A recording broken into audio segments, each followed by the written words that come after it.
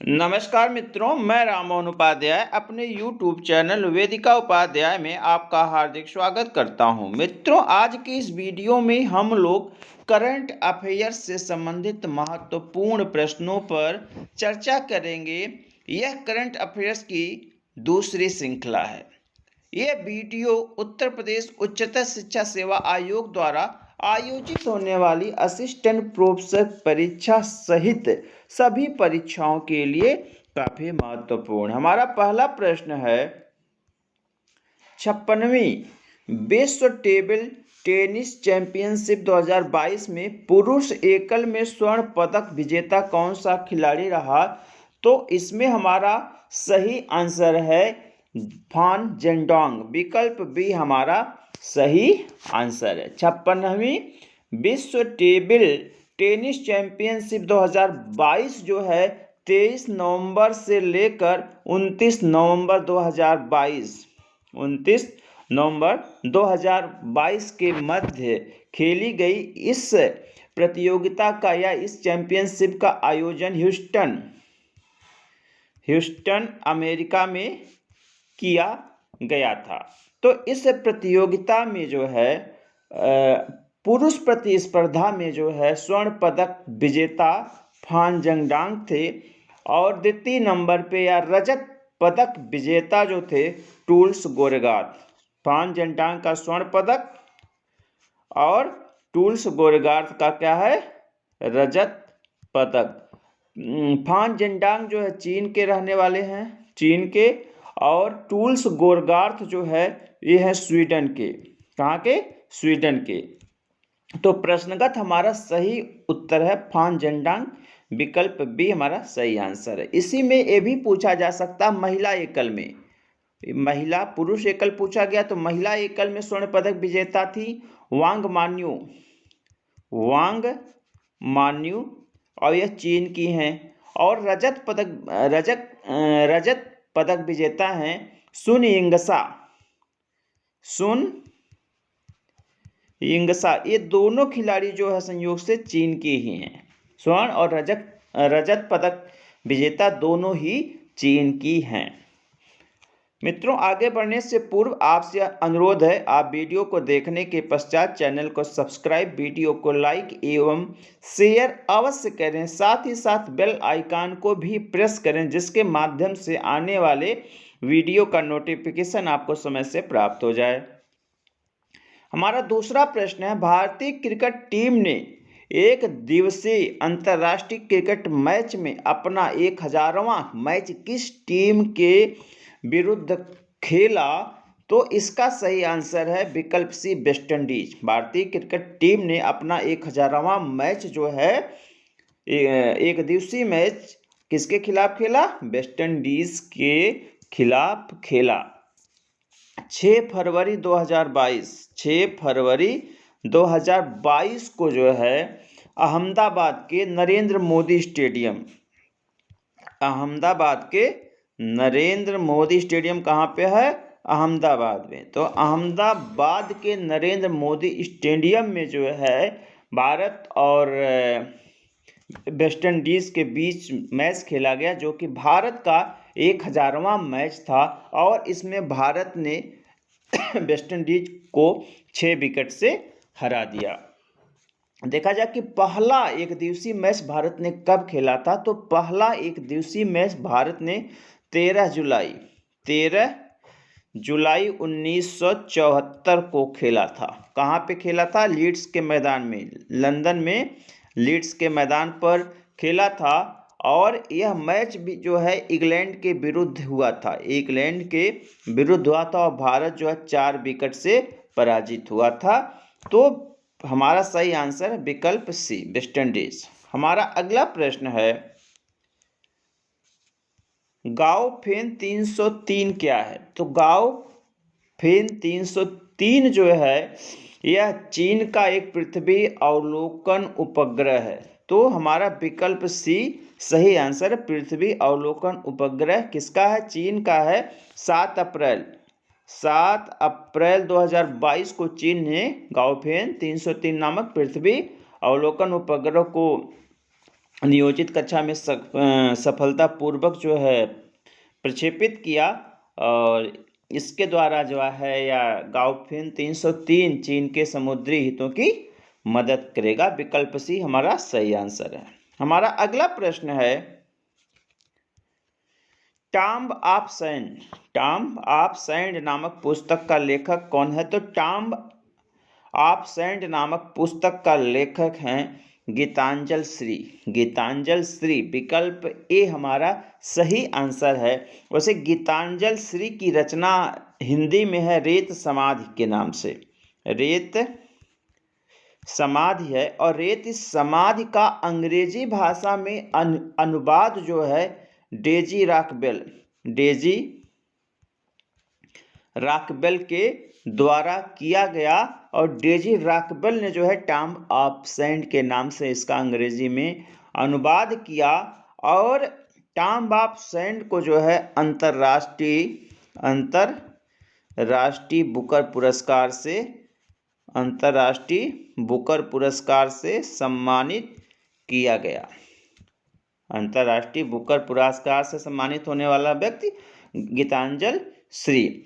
अंतर्राष्ट्रीय बुकर पुरस्कार जो है बुकर पुरस्कार से कुछ भिन्न है। अंतर्राष्ट्रीय बुकर पुरस्कार में होता है कि अनुवाद को, ऐसी पुस्तक जिसका अंग्रेजी भाषा में अनुवाद हुआ हो, उस पुस्तक को जो है अंतर्राष्ट्रीय बुकर पुरस्कार प्रदान किया जाता है। उस लेखक को अंतर्राष्ट्रीय बुकर पुरस्कार प्रदान किया जाता है और जो 50,000 पाउंड की धनराशि होती है उसको दोनों लेखकों में, मूल लेखक और अनुवादक दोनों में समान रूप से वितरित कर दिया जाता है। तो विकल्प ए गीतांजलि श्री हमारा सही आंसर है।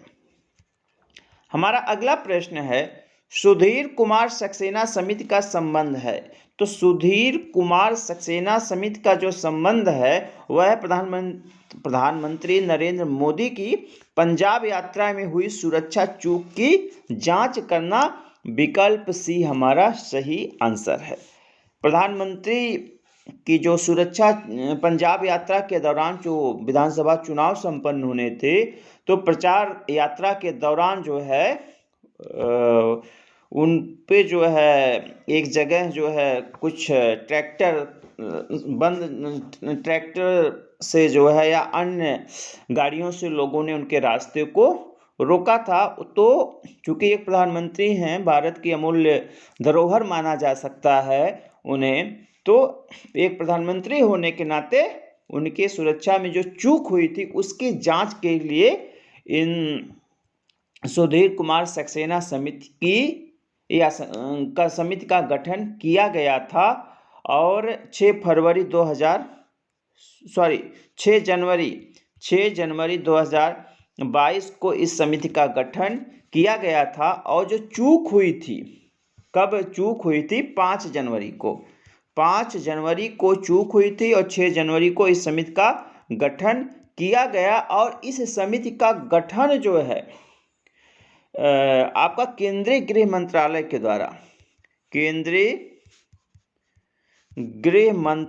के द्वारा जो है सुधीर कुमार सक्सेना समिति का गठन किया गया था। और यह समिति जो 3 सदस्यीय है। इसमें सुधीर कुमार सक्सेना जो है अध्यक्ष हैं।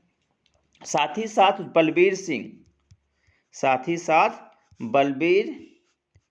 बलबीर सिंह जो है आईबी के संयुक्त निदेशक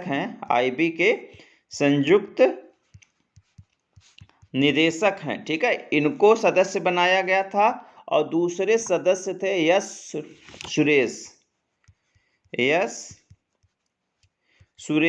सुरेश जो है आपके एसपीसी के आईजी हैं, एसपीसी के आईजी थे। ठीक है, यस सुरेश। तो सुधीर कुमार सक्सेना समिति में सुधीर कुमार सक्सेना अध्यक्ष हैं और चूंकि 3 सदस्यीय समिति है तो बलबीर सिंह पहले सदस्य हैं, दूसरे सदस्य हैं यस सुरेश। अच्छा, इसी में चूंकि इस समिति का गठन जो है केंद्रीय गृह मंत्रालय के द्वारा किया गया था और सुप्रीम कोर्ट ने स्वतः संज्ञान में इस मामले को लेते हुए एक इंदु मल्होत्रा समिति का भी गठन किया था। इंदु मल्होत्रा समिति का भी गठन किसके द्वारा किया गया था? सुप्रीम कोर्ट, सर्वोच्च न्यायालय के द्वारा किया गया था। और 12 जनवरी 2022 को यह जो है गठन इसका सर्वोच्च न्यायालय के द्वारा किया गया था। और यह 5 सदस्यीय कमेटी थी और इसकी जो अध्यक्ष सर्वोच्च न्यायालय की पूर्व न्यायाधीश इंदु मल्होत्रा थी। उन्हीं के नाम पर इसे इंदु मल्होत्रा समिति के नाम से जाना जाता है। तो विकल्प सी हमारा सही आंसर। हमारा अगला प्रश्न है, मई 2022 में क्वाड शिखर सम्मेलन कहां पर संपन्न हुआ? तो मई 2022 में 24 मई, कब? 24 मई 2022 को क्वाड शिखर सम्मेलन टोक्यो में हुआ। टोक्यो कहाँ पे है? टोक्यो जापान की राजधानी है।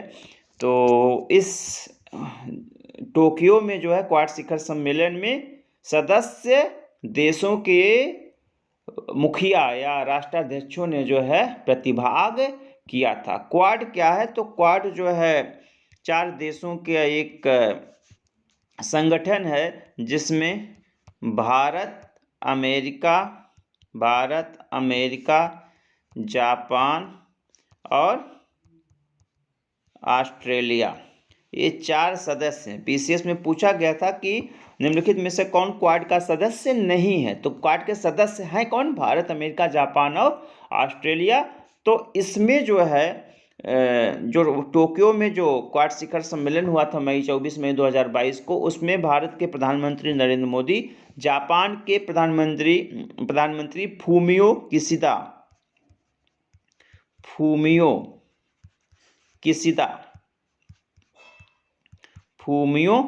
किशिदा और ऑस्ट्रेलिया के प्रधानमंत्री एंथनी अल्बनीज और अमेरिका के राष्ट्रपति जे बाइडेन ने प्रतिभाग किया था। कभी कभी पूछा जाता क्वाड का पहला शिखर सम्मेलन कब हुआ था? तो क्वाड का पहला शिखर सम्मेलन 12 मार्च 2021 को हुआ था। 12 मार्च 2021 को हुआ था। तो विकल्प सी हमारा सही आंसर। हमारा अगला प्रश्न है, उत्तर प्रदेश जलवायु परिवर्तन सम्मेलन का आयोजन निम्नलिखित में से कहां पर हुआ? तो उत्तर प्रदेश जलवायु परिवर्तन सम्मेलन का आयोजन लखनऊ में हुआ था। विकल्प बी हमारा सही आंसर है। 28-29 अक्टूबर 2021 को, ठीक है। इस उत्तर प्रदेश जलवायु परिवर्तन सम्मेलन का आयोजन पर्यावरण, वन एवं जलवायु परिवर्तन विभाग उत्तर प्रदेश और जर्मन डेवलपमेंट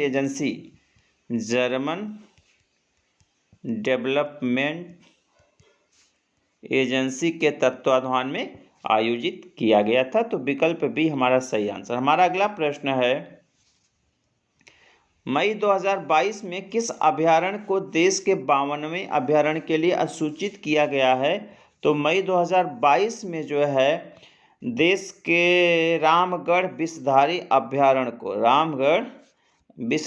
अभयारण्य जो है राजस्थान में है, तो राजस्थान में स्थित रामगढ़ विषधारी अभयारण्य को देश के 52वें अभयारण्य के लिए अधिसूचित किया गया है। कब किया गया? 16 मई 2022 को। विकल्प सी हमारा सही आंसर है।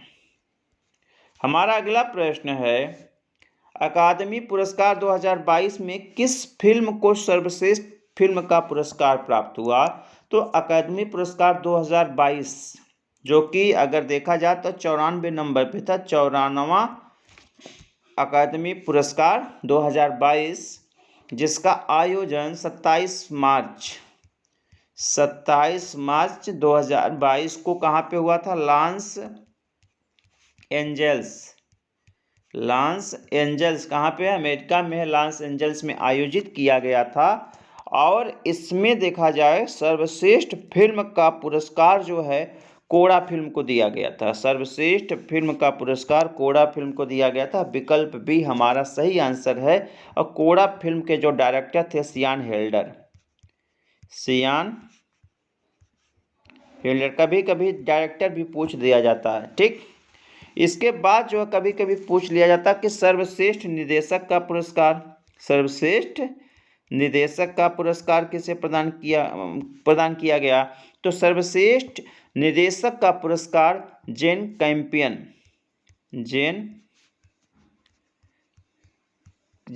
कैंपियन को प्रदान किया गया था। जेन कैंपियन को फिल्म द पावर ऑफ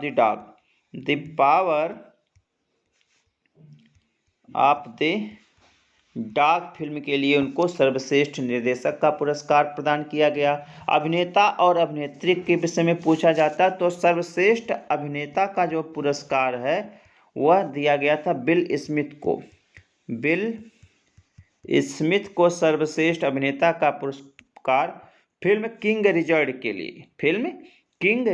लिए दिया गया था। तो विकल्प ठीक है, हाँ इसमें कोई विकल्प नहीं, फिल्म किंग रिचर्ड के लिए दिया गया। और सर्वश्रेष्ठ अभिनेत्री का पुरस्कार जो है जेसिका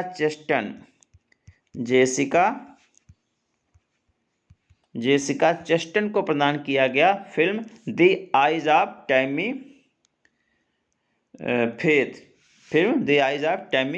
फेथ के लिए जो है सर्वश्रेष्ठ अभिनेत्री का पुरस्कार जेसिका चेस्टन को प्रदान किया गया। तो विकल्प बी सर्वश्रेष्ठ फिल्म का पुरस्कार फिल्म कोड़ा को प्रदान किया गया हमारा सही आंसर है। हमारा 10वां प्रश्न है कि संयुक्त राष्ट्र द्वारा जारी संयुक्त राष्ट्र जनसंख्या रिपोर्ट 2022 के अनुसार किस तिथि को विश्व की जनसंख्या 8 अरब हो जाएगी? तो संयुक्त राष्ट्र के द्वारा जो संयुक्त राष्ट्र जनसंख्या रिपोर्ट 2022 जारी की गई है उसमें अनुमान लगाया गया था कि 15 नवंबर 2022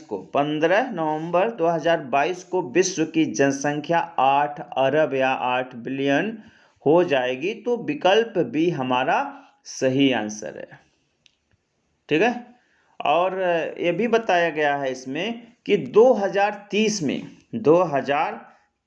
में विश्व की जनसंख्या जो है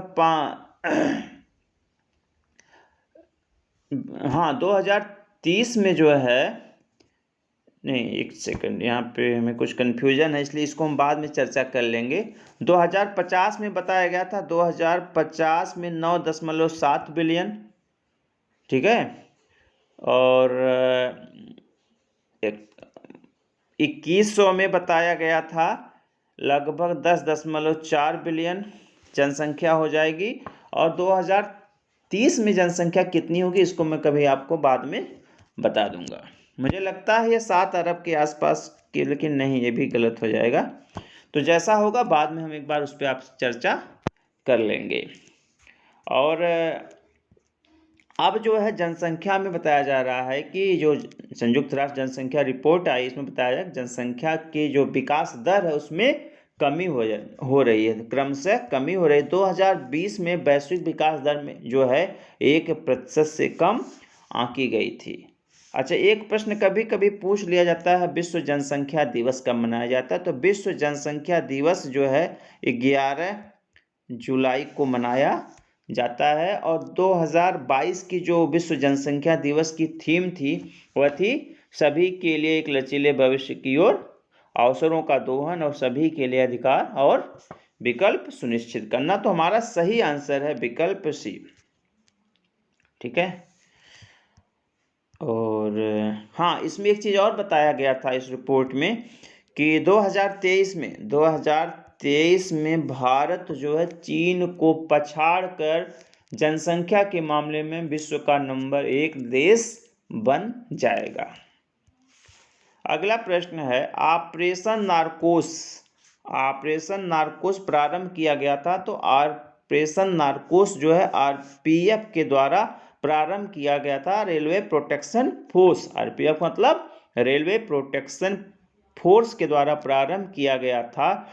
और यह अभियान जो है जून महीने में चलाया गया था, जो रेल के माध्यम से, भारतीय रेल के माध्यम से जो मादक पदार्थ हैं, ठीक है, जो मन को बदलने वाले जो पदार्थ हैं उनका जो तस्करी किया जा रहा, तो उसको कंट्रोल में लाने के लिए आरपीएफ ने एक कोड जारी किया गया था जिसको नार्कोस के नाम से जाना जाता है। तो रेलवे सुरक्षा बल द्वारा या रेलवे सुरक्षा बल ने जो है नारकोटिक्स, ड्रग और साइकोट्रोपिक पदार्थों के खतरों की ओर ध्यान आकर्षित करने के लिए यह अभियान जून माह में शुरू किया गया था। और इसमें जो जब्त की गई नशीली वस्तुएं थी 7.40 करोड़ की नशीले पदार्थ जब्त किए गए थे। ठीक है, तो विकल्प बी आरपीएफ हमारा सही आंसर। अगला प्रश्न है, कटलिन नोवाक किस देश की पहली महिला राष्ट्रपति बनी है? तो कटलिन नोवाक जो है हंगरी की पहली महिला राष्ट्रपति बनी है। विकल्प बी हमारा सही आंसर है। हमारा अगला प्रश्न है, भारत का पहला हरित हाइड्रोजन संयंत्र कहाँ पर स्थापित किया जा रहा है? तो भारत का पहला हरित हाइड्रोजन संयंत्र जो है असम में। कहाँ पे? असम में। और असम के जोरहट पंप पर स्थापित किया गया है। और इंडियन ऑयल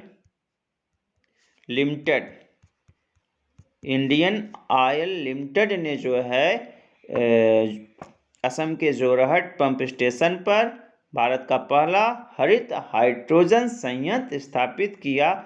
और लगभग प्रतिदिन 10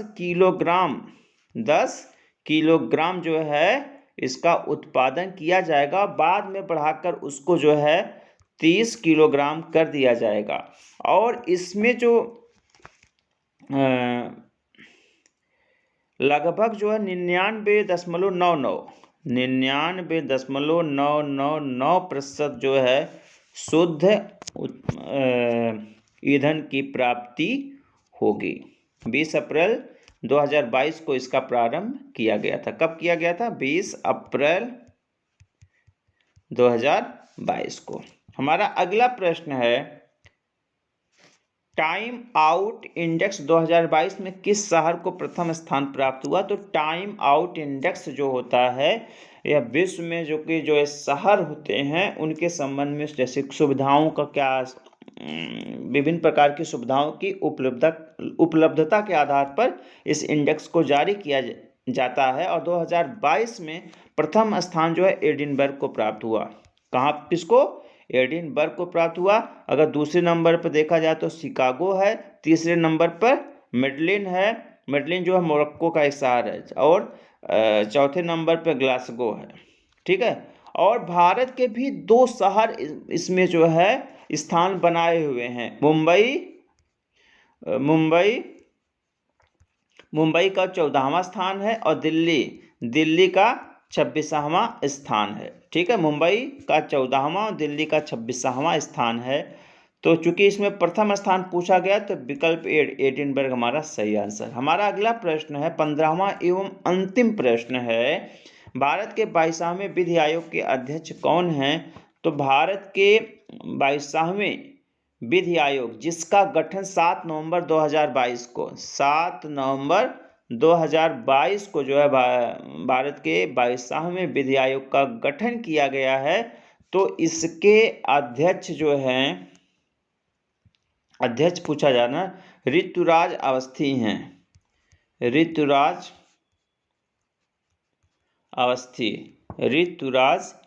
इसके जो है अध्यक्ष हैं। तो विकल्प इसमें जो विकल्प गलत है, आप एक विकल्प ई बना लीजिए, उपर्युक्त में से कोई नहीं कर लीजिए या ऋतुराज अवस्थी को कर लीजिए। ऋतुराज अवस्थी जो कर्नाटक उच्च न्यायालय के पूर्व न्यायाधीश हैं। क्या? ऋतुराज अवस्थी।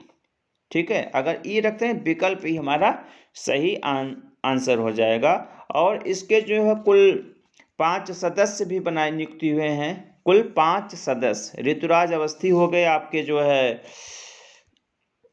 अध्यक्ष। केटी शंकर या शंकरन है ये। केटी शंकरन जो है पहले मेंबर हो गए। प्रोफेसर आनंद पालीवाल दूसरे मेंबर हो गए।